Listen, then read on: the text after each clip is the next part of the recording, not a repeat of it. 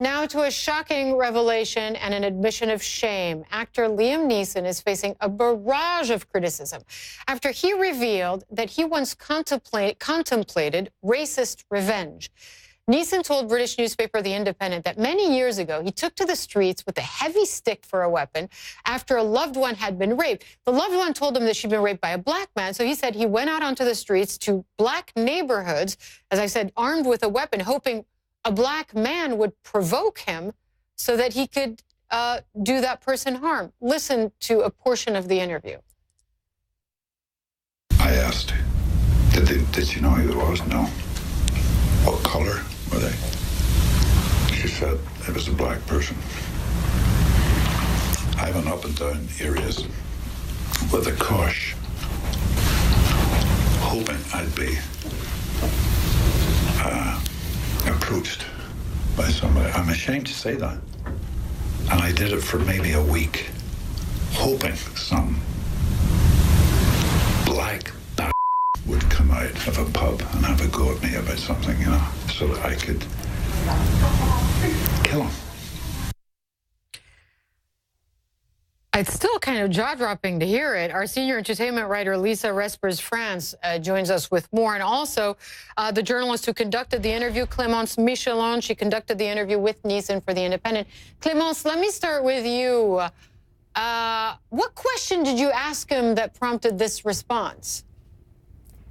So it happened during a press junket for Liam Neeson's new movie. And in this movie, he plays a snowplow driver whose son gets killed by a drug gang. And his character, instead of doing what most people would do, which is do the internal work of grieving, embarks on a string of revenge killings. So my question was, why? Why does his character do that? And that's when Liam Neeson shared the story we just heard. And what, Clémence, because he was joined by his co-star. This is a junket. So in other words, this is when movie stars promote their films and then they sort of give 5 minutes, 10 minutes to journalists one after the other. What was the reaction in the room when he told this story? Yeah, I mean, there was definitely, it was very calm, right?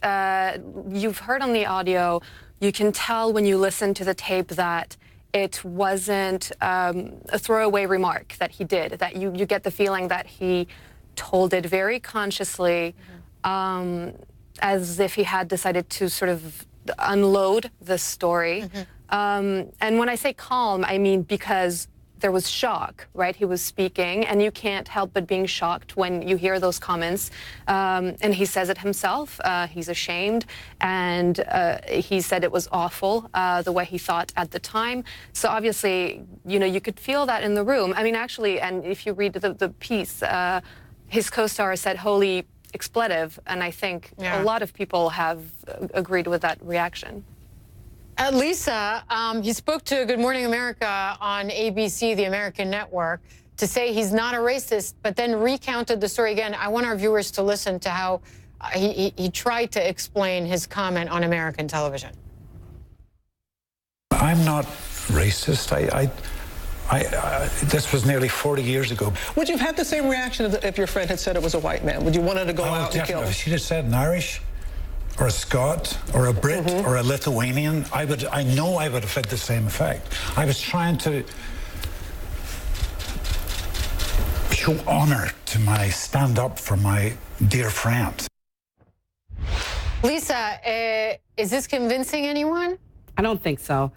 Robin Roberts did a great job of holding his feet to the fire. And she said, look, you asked about race. You immediately went to race. You didn't say, was he big or was he small? Was he tall or was he short? And that's the issue there. And he's spinning it now that, you know, he's hoping that people now have a conversation about racism and about bigotry based on his remarks. But I can tell you, based on what I've seen, people are not buying it at all. And Clémence, what was it like after the interview was over? Was there a moment, did you sense, where maybe he thought, ugh, I shouldn't have told that story, or not? Or was it just kind of a natural wrap and he moved on to the next journalist? You can hear, actually, on the tape, he says, I've never said it to anyone, and now I'm saying it to a journalist, God forbid. You can tell there's a moment where he seems to be sort of stunned that he's saying it. And, you know, my recorder was on the table. He actually had pulled it closer to him at the beginning of the interview so that, you know, when we were doing other questions, so that I would be able to, you know, hear his answers properly. Our reaction was, obviously, we wanted to approach the story in the most sensible manner. We had follow-up questions. This interview happened during a press junket. As you know, they tend to wrap up quickly.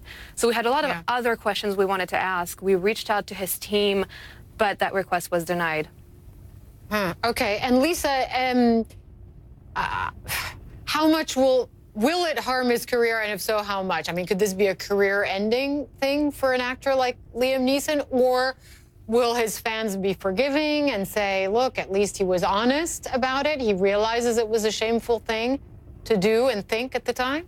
I think we're so polarized right now that it's going to be really hard for people to find forgiveness for this, because it's one thing to think it, but then to say it out loud and to, you know, as she was explaining from the interview, it seemed like it was a calculated story that he wanted to share. And perhaps he was trying to make a point about revenge and things like that. But to use race to make that point, it really is unsavory, and it was hurtful. It was really hurtful to a lot of people. I'm seeing a lot of fans who have been tweeting and going on social media. To African Americans. Like, yes. What has been the reaction specifically from African Americans? African Americans, I mean, the African Americans I've seen, I'm not trying to speak for all African Americans, of course, but the ones I've seen, and my friends and I have had a conversation about how hurtful it is, because we enjoy his work. But, you know, in this day and age, you can't really separate the artist from the art when something like this happens, because it's extremely painful. And right now, like, to be so tone deaf, especially about what's going on in this country with race, and to make remarks like that, and even if you end it by saying, I was shocked at myself and I was horrified that I thought these things, you still thought those things, and you saw fit to share it,